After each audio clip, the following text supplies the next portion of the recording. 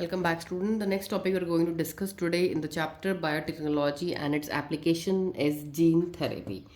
आज हम पढ़ेंगे जीन थेरेपी के मैंने इंसुलिन और maturation of pro insulin into insulin मैंने आपको लास्ट वीडियो में एक्सप्लेन कर दिया था. अगर आपने नहीं देखा please do watch the video carefully. Now let's begin. Gene therapy क्या है?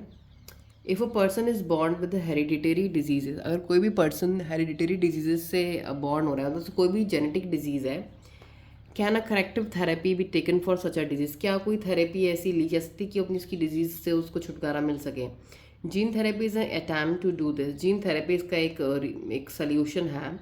Gene therapy is a collection of methods that allows correction of a gene defect. तो जीन थेरेपी से हम क्या कर सकते हैं? करेक्शन कर सकते हैं उस जीन के डिफेक्ट का that has been diagnosed in a child या एम्ब्रियो, जो कि चाइल्ड या एम्ब्रियो में उसका मतलब डायग्नोज हो गई है, वो डिजीज़ पता चल गया है कि ये बीमारी उस बच्चे को है जब वो चाइल्ड एम्ब्रियोनिक स्टेज में भी है. ठीक है. Here genes are inserted into a person cells and in tissue to treat a disease. इसमें हम क्या करते हैं? जीन को इंसर्ट करते हैं उस पर्सन के सेल्स के अंदर या टिश्यूज़ के अंदर ताकि उसकी बीमारी को वो ट्रीट कर सकें. Correction of a genetic defect involves delivery of a normal gene into the individual और एम्ब्रियो. तो करेक्शन जो होता है जेनेटिक डिफेक्ट्स का वो कैसे होता है कि हम डिलीवरी करते हैं नॉर्मल जीन की इंडिविजुअल की इंडिविजुअल में या उसकी एम्ब्रियो में.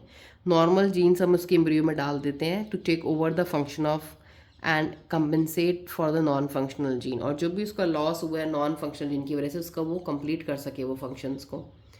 The first clinical gene therapy was given in 1990. सबसे पहली जीन थेरेपी दी गई थी 1990 में दी गई थी टू अ 4 year old गर्ल, एक 4 साल की बच्ची को, जिसके अंदर क्या डिफिशेंसी थी? Adenosine deaminase ADA deficiency थी. इस एक इंजाइम की डेफिशिएंसी थी ADA. This enzyme is crucial for the immune system to function. ये एंजाइम हमारी बॉडी में इम्यून सिस्टम को कंट्रोल करता है या उसकी फंक्शनिंग के लिए रिस्पॉन्सिबल है. The disorder is caused due to the deletion of a gene for adenosine deaminase. ये डिसऑर्डर उसको ADA का क्यों हुआ? क्योंकि उसके शरीर के अंदर ये जो इंजाइम था इसके लिए जो जीन था वो डिलीट हो गया था. मतलब जो सपोज ये जीन है ये बना रहा है, ये इंजाइम ही डिलीट हो गया वहाँ से. In some children ADA deficiency can be cured by bone marrow transplantation. कुछ चिल्ड्रंस में ये डेफिशिएंसी को क्योर करते हैं, बोन मैरो ट्रांसप्लांटेशन कर देते हैं. In others it can be treated by enzyme, किसी में इंजाइम रिप्लेसमेंट थेरेपी से करते हैं. In which functional ADA is given to the patient by injection, जिसमें जो फंक्शनल जो मतलब ADA जो इंजाइम है ना वो उसके शरीर में डायरेक्ट एंट्री से इंजेक्शन के थ्रू एंटर करवाया जाता है. But the problem with both of these approaches that they are not completely curative. मतलब इसमें ये कि टाइम टू टाइम दोबारा ये करते रहना पड़ेगा. ज़िंदगी भर का ट्रीटमेंट ये नहीं है, आपको बाबा इंजेक्शन के थ्रू देना पड़ेगा. As the first step toward gene therapy lymphocytes. तो हमारा जीन थेरेपी में देखो क्या होता है. अब हमने कैसे करी gene therapy? Lymphocytes from the blood of a patient are grown in a culture. उस पेशेंट की बॉडी से हमने लिम्फोसाइट्स को निकाला और ग्रो करा outside the body. Lymphocyte suppose निकाले हमने और एक कल्चर करा, एक ट्रे में ग्रो करें. A functional ADA is then introduce into these lymphocyte. फिर हमने इन सेल्स के अंदर वो वाला ADA एंटर करवाया एंजाइम जो कि कैसा है? फंक्शनल है इन सेल्स के अंदर. इन सेल्स के अंदर आप कैसे ये जीन डालेंगे जो फंक्शनल है? ये जीन हमने कैसे डाला? हमने इसके लिए एक वेक्टर लिया.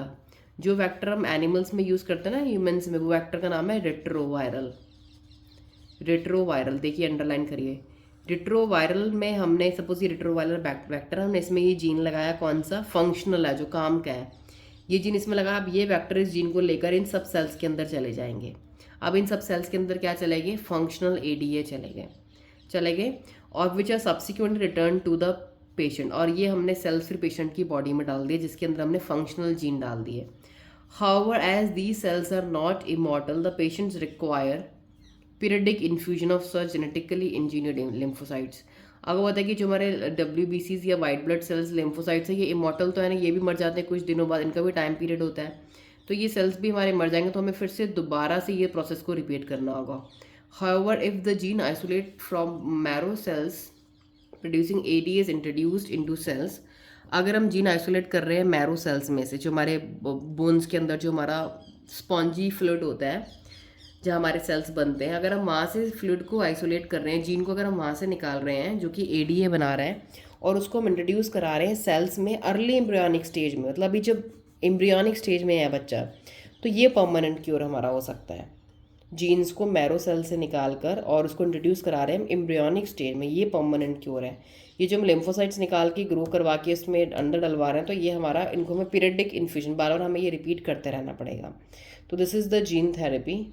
तो आपको इसमें याद रखना है कि फर्स्ट जीन थेरेपी किस में की गई थी, कब की गई थी, और इसमें हमारा परमानेंट क्योर क्या है, टेम्प्रेरी क्योर क्या है, हम क्या क्या मेथड्स यूज़ कर सकते हैं इस जीन जो डिलीट हो गया इसको करेक्ट करने के लिए, और ये जीन क्योर क्या करता है बॉडी में, किस लिए क्रूशियल है इम्यून सिस्टम की फंक्शनिंग के लिए। And next video I explain you molecular diagnosis. So thank you and stay tuned, do watch all the videos. If you are new to my channel please मेरी video को watch करिए। I am explaining NCERT line to line. मैंने last videos में chapter biotechnology first भी explain कर दिया, and this is the second chapter and the unit will be completed very soon. So go and watch all the videos carefully and score full for your board and start preparation from today.